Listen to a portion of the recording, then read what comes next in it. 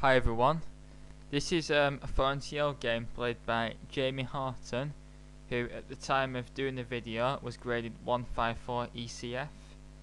By the way, I presume you're wondering if he's related to Andrew Horton, who I did a video of earlier, and he's his older brother. This game was played on board 1 for 3Cs2 versus Oxford 3. Me and his brother were dropped for this game, but Jamie was also meant to be dropped, but due to some confusion he ended up being thrusted right onto board 1 against Phillip Neatherway, graded 160 ECF. Jamie was white and kicked off with e4, and his opponent responded with the Scandanvian, and then played this sideline, which is becoming more and more popular at top level, to the more solid Queen a5. This is a more sharp variation, so we're in for an exciting game, and I don't really know too much about it with because I've never played e4, and I've also never played the Scandinavian as black. I only really know about the main lines, so if someone could put some information about this opening in the comments box, I would much appreciate it. But all I really know is that black will usually castle queenside and get some good d-line pressure, but it's very risky. d4, knight f6, bishop d3, a6, knight g2, knight c6, castles, bishop g4, f3. You see now weakness has been provoked. Bishop h5, bishop e3, castle long. So as I've highlighted, there's going to be some pawn storms being thrown. And there's the general pattern. Knight e4, takes, bishop takes, e6, c4, bishop e7, and now white could have got an advantage with d5, takes, knight b4, knight c3 and bishop f6. White's got an IQP, but white's got better attacking chances and should be better here. Queen a4, bringing the queen to a good square. Bishop f6. Now black's got 3 pieces on d4, which is a potential target. And now it's harder for white to bomb the pawn down black's throat with d5. So rook fd1. Bishop g6, offering the bishop trade. And now a3. So you see that when black played a6 on move 5, it's created like a point where which white can undermine, because the c6 knight had become very loose then. So white's gonna play b4 and b5 as quick as possible. But black isn't without counterplay. Rook h8, b4, and now takes, and when you're being attacked on the side of the board, the best reaction is to do a counter attack in the centre. And this also applies in reverse as well, this principle, where if you're being attacked in the centre, then you counter attack on the flank. So black does this with e5. The idea is that if black opens up the centre, then there's a lot of white's pieces on the queen side, and there's some open lines to aim at because white has not got an f-pawn. So this is good play by black. c5, queen e7, and now d5. But white should be better here. White's attack should come through first. But this is getting sharp now because black can now plant a knight in on d4. But look at all them pawns that white's got near black's king. And now here, if white takes on d4, then takes. If bishop takes, then rook takes d5. It's strong. So say bishop takes f6, takes d1, rook takes, pawn takes, rook e1, and queen e5. And black's got double f pawns, plus compensation, he's got a very strong centralised queen when compared to white's, and potentially an open g file. So, and white's king's pawn's isolated, so it's very equal. Knight g3 though was played instead, maybe aiming for an f5 square if the knight ever goes, or to challenge the knight. Bishop g5, takes, queen takes, and now c6. A strong move because black's king's going to get opened up now. But like I said, black isn't without counterplay, and now the queen comes into a very strong central square with tempo. After king h1, knight b5. if something like g6 was played preparing in advance, then here might come takes, and rook c1 with strong pressure on the c file. So knight b5 was played, and after takes, king takes, queen c2, white's relocating his pieces to maybe attack on the c file. And it would be unwise for black to take the a3 pawn due to the open a file. So queen b6. So black's on the defensive at the moment, that's for sure. a4 hitting the knight, but now it comes back to d4, which is a strong square.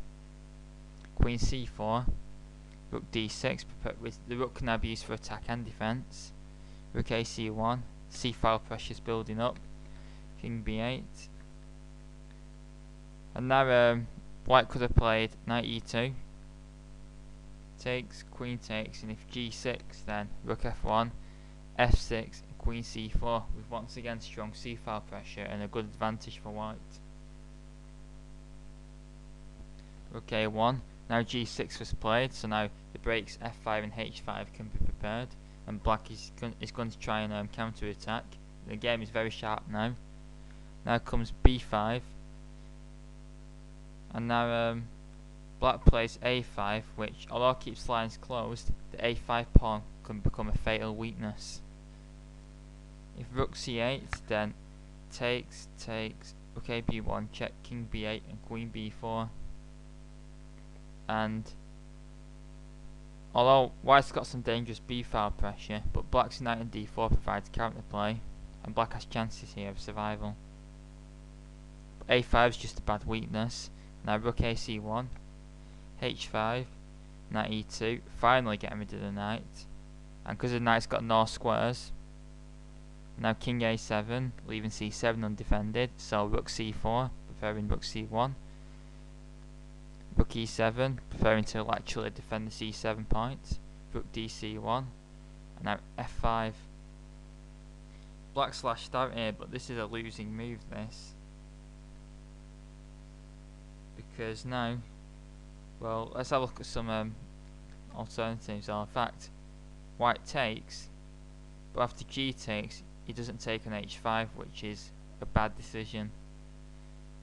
White here could play queen e1 though, which is much stronger and is practically killing, because it's putting some pressure on a5 and also threatening rook c6, which nothing can really be done. If f takes e4, then rook c6, takes, queen b7, d6, exclamation mark, takes, queen takes a5 check, king b8, and after this continuation, black is practically lost here. The queen, rook, and the two passed pawns are going to win very easily, and black's probably going to be mated here. If rook f7, then takes, and now queen takes e5, and white is a pawn up with a crushing position. So white should have played queen e1, but this is strong as well. If white would have took the h5 pawn. The reason, because after rook takes d5, then queen takes f5. If rook d2, then white can win by the principle of two weaknesses. Black has one weakness, which is his loose king, but another weakness is now this passed h pawn is a runner, and black cannot defend both weaknesses, and white is going to win. But he doesn't take the pawn somehow, he ignores it, and now after e4, black has got serious counterplay with these two running pawns. Now rook c6 is played and moved too late. Takes, rook takes, and now e3.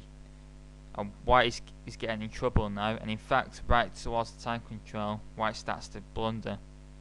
Queen e1, queen d4, and now the absolute clanger is queen takes a5 check, double question mark. This is a pawn grab, but white's back rank is fatally exposed. If but white's probably lost it now anyway. It's amazing how quickly this game has turned around. White was like completely winning, and now all of a sudden he's like almost busted. Say if white had tried d6, then queen d2, this continuation, and black is going to win this endgame easily. So queen takes a5, king b8, and now this pressure is too strong. Queen e1 forced, e2, rook c1, And black could have ended matters here with queen b2. And now the rook has no squares, so white is defenseless against queen takes b1, queen takes c1, sorry, followed by e1 queen check, winning the material back with a rook advantage. If say rook c6, then the aesthetically pleasing queen a1 is a killer. White is losing big material here, but black's winning now easily anyway. We'll just whisk through the last few moves. You see, black's just going to run these pawns down and white's got no defense. And now here comes the killer. You see, all black has to do is remove the rook, and then black can queen the pawn.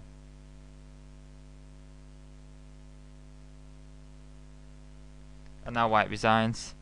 There's an interesting picture actually. If you go on the Forncio website and go on photos, and you look at the I think Oxford player Sean Terry did an album, and there's actually a position just after fixed white queen takes c1. I think in some like this position. And you see Jamie with this like really awful flowery shirt. He looks like proper depressed. I mean, you can understand why, because he should have won this game really. And I mean, this is a heartbreaking defeat, this. And this was reflected after the game, but he's a good player, he's improving. Should be about 170 in the lists when they come out tomorrow. And he's played a good game here, he can be proud of it. And as for you lot, I hope you enjoyed the game. I'll be doing some more of his games soon, because he played all 11.